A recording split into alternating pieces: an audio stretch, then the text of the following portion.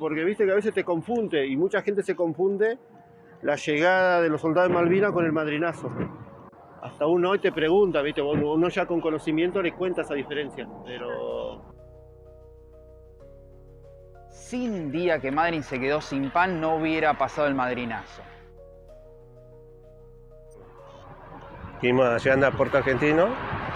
Me hace recordar que yo pasé por el medio de esto. La dictadura estaba, se estaban reposicionando, digamos, los actores políticos de la Junta Militar.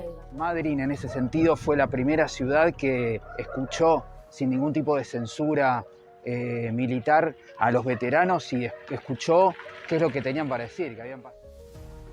Pero lo culminante fue entrar al muelle, al fogado. Eso no me lo olvido más. Ojalá que ese día esas ventanas y esos espacios estén colmados de argentinos, de familias y de banderas celestes y blancas. En las paredes, los colores cuentan la historia de un pueblo que se levantó, un pueblo que no olvidó. A través del arte, la memoria persiste, fuerte como la marea que besa las costas del sur. Aquí en Puerto Madryn, la historia no se pierde, se conserva. La idea de hacer murales surgió a partir del año 2022. Nuestro primer mural fue Soberanía e Identidad, con una fotografía de Federico Lorenz, que nos facilitó el material. El segundo mural está dedicado a la señora Azucena Mabel Uteda, que es la fotógrafa, el día que Madryn se quedó sin pan. Y bueno, el tercero está dedicado a un hecho histórico muy importante para nuestra ciudad, que es el madrinazo. Esto es un trabajo en conjunto de los integrantes de la Peña, ¿no? Donde empezamos a ver que hay cosas que la podíamos hacer solidaria. Empezamos con el Banco Rojo, el segundo Banco Rojo a nivel Peñas. Y después salió que nosotros nos dimos cuenta con Gastón Ballesteros, presidente de la Peña, que teníamos mucho aire de malvineros, ¿no? Entonces nos fuimos acercando con la gente del Centro de Veteranos y ahí empezaron a salir un montón de proyectos. Y ahí cuando salieron los proyectos de los murales, y este último de Madrinazo es lo que, digamos, colmó nuestras expectativas como Peña, digamos. Que no se diga que las peñas futboleras son todas de fútbol o solidario, no. La Peña también en historia, que siempre lo decimos con Gastón, la Peña también en historia. Y si podemos hacer historia en esta ciudad que nos cobijó, bienvenido sea. Porque no solamente es una cuestión local, sino que tiene que ver con la soberanía patagónica. Lo que te puedo contar del madrinazo, que dice Mónica, es que hay una precuela, es decir, hay una movilización previa, que es el día que Madryn se quedó sin pan, aquel 19 de junio de 1982, cuando vienen 4.800 y pico de soldados, bajan en Puerto Madryn, y los recibe un pueblo con los brazos abiertos, con pan, con amor y con cariño.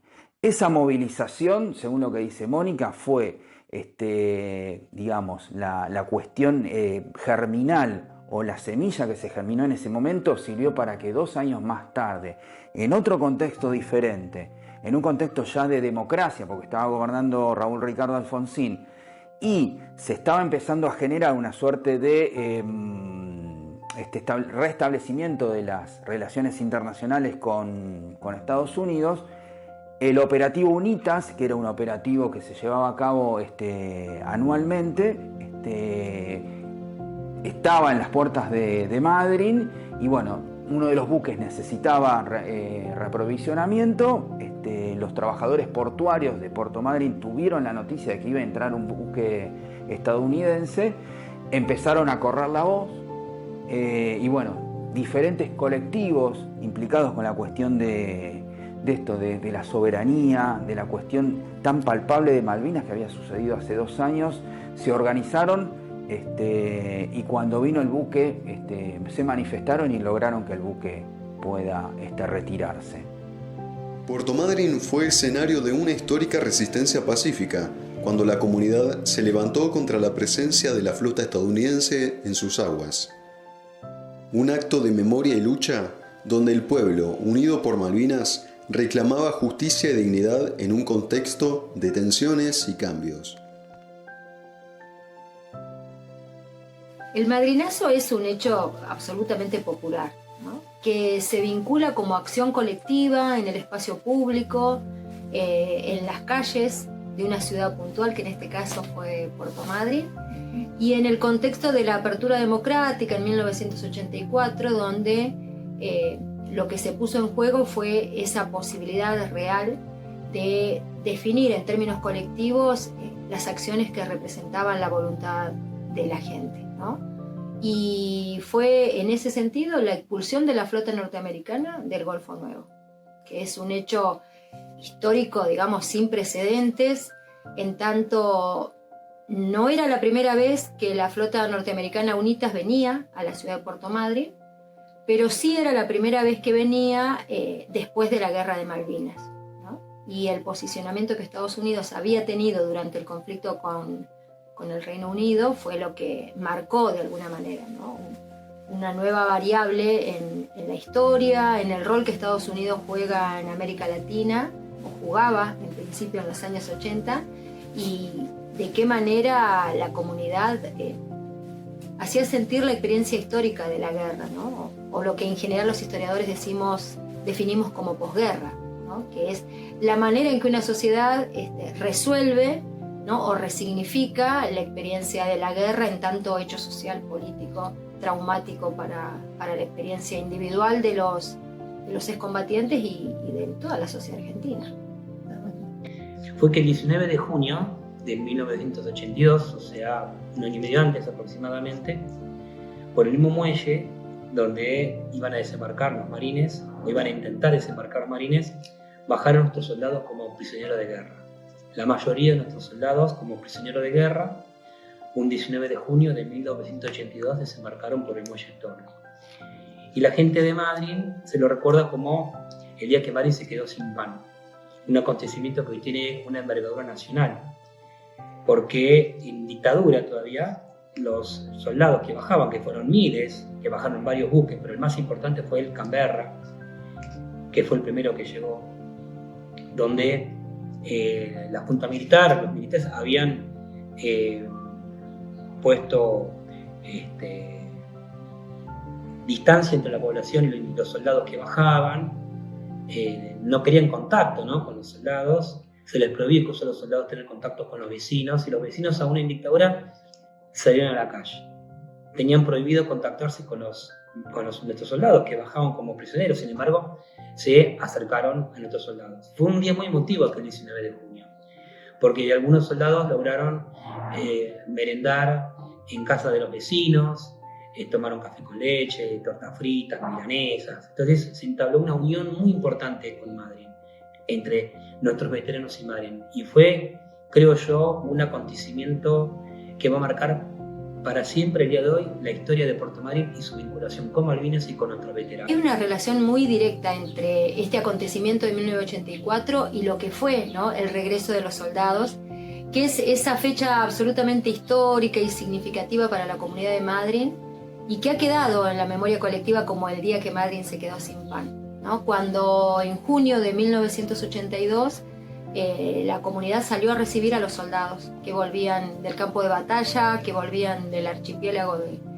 del Atlántico Sur y que traían consigo la experiencia de la guerra, ¿no? Además que venían como prisioneros en buques británicos, en un contexto, ¿no? De dictadura militar todavía, de muchas contradicciones, ¿no? Entre lo que habían sido los hechos que se habían vivido en el archipiélago y las noticias que recibíamos en el continente, y en un marco planteado por lo menos acá en la experiencia local y también en la experiencia del resto del país, en un marco de profunda desmalvinización, es decir, de silenciamiento, básicamente, ¿no? Es decir, de evitar que la comunidad se encuentre con los soldados, de desconocer todavía la dimensión histórica que los había convertido en protagonistas, de desconocer todavía el rol que iban a tener como un nuevo actor social y político, que nosotros hoy valoramos y reconocemos, ¿no? Que es el colectivo de veteranos de Malvinas,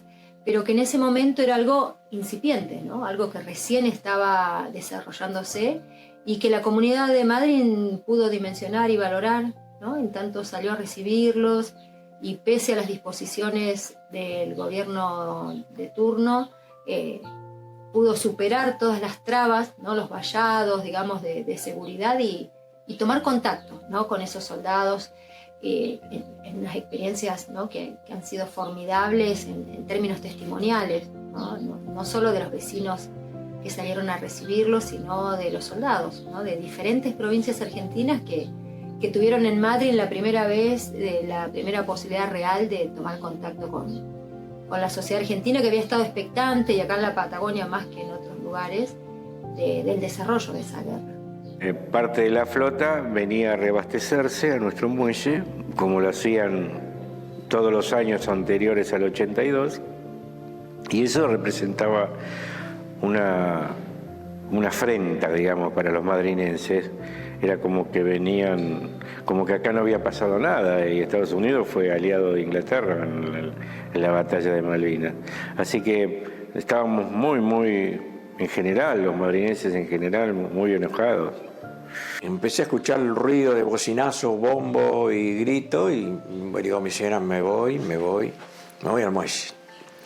Y me fui caminando y agarré la bandera. Manoteé la bandera instintivamente, no sé por qué. Agarré la bandera y me fui. Y imagino que en ese momento había mucha bronca, mucho dolor. El sentimiento Malvina en ese momento, hablo por mí, pero era generalizado. Era muy calado, muy hondo en el corazón de todo, y más en mí, porque yo había estado ya en el 82, había estado en la prefectura naval, y fui testigo directo de cuando bajaron los soldados. Hoy, esa memoria se preserva en un mural que no solo es obra de arte, es un testimonio de lo que significa resistir, recordar y seguir luchando por lo que es justo. Es un mural que reescribe en colores vibrantes el espíritu del madrinazo. Soy un artista plástico, independiente, autodidacta. Yo soy la persona que los realizó, los murales. Me encantó hacerlo, el madrinazo, y aprendí un montón de cosas, y creo que voy a seguir aprendiendo, y quedan un montón de cosas que no pude poner ahí. Todo lo que es la expresión del arte lo construye, desde un cuadro, una figura, un monumento, un mural, pero son todos aliados de la construcción de la memoria en general, ¿no? Cada uno de los murales lo que refleja es una cuestión diferente de Malvinas, pero no específicamente la cuestión guerrera, no la cuestión de la guerra, sino la cuestión social, es decir, qué pasó con Malvinas y con la guerra en nuestra sociedad patagónica. El caso de Puerto Argentino, el caso de Mabel, el caso del Madrinazo, son cuestiones que tienen que ver, todas relacionadas con Malvinas, pero no con la guerra en sí, sino con los efectos de la guerra en la sociedad madrinense. Para nosotros es un orgullo tener esos 3 murales que se fueron inaugurados, más en un lugar emblemático como fueron la Barracausen, donde nuestros veteranos fueron recibidos, que al principio creían que iban a recibir con piedras, ¿no? Y bueno, no fue así. Y lo mismo de Madrinazo, que fue como algo espontáneo de la población en ese momento, que dijeron, no, ellos no van a escalar acá.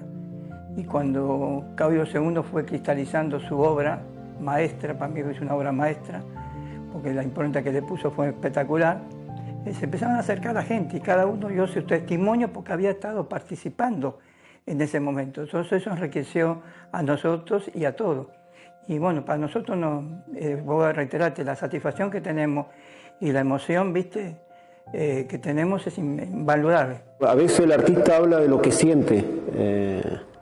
Mayormente siempre trato de personalizar una parte de esa historia. Puedo sumar alguna imagen que no es del contexto o la saco de mi cabeza, pero yo creo que uno, no sé, por ahí estás y ves algo, una imagen, una foto, un dibujo, y que cuando yo considero que puede ser importante para algún proyecto, para algún mural, que siempre apunta a lo mismo, ¿no?, a ciertas cosas sociales, culturales, las dejo como guardadas, y si creo que puede sumar a la historia original, siempre lo utilizo.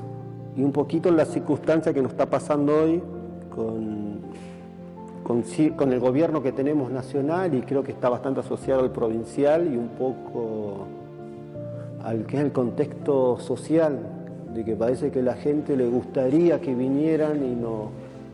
Con ese momento uno lo toma como una colonización.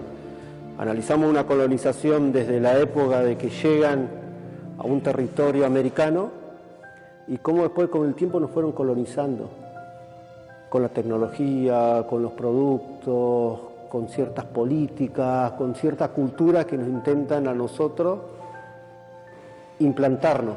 Y creo que la parte en ese momento, por más que era un gobierno democrático año 84, fíjate que el presidente Alfonsín en ese momento, por querer tener una buena relación con los poderosos norteamericanos, el imperialismo, no les importó no respetar ciertos tratados que hay, que cuando una nación apoya a otra en un conflicto bélico, le abrimos la puerta.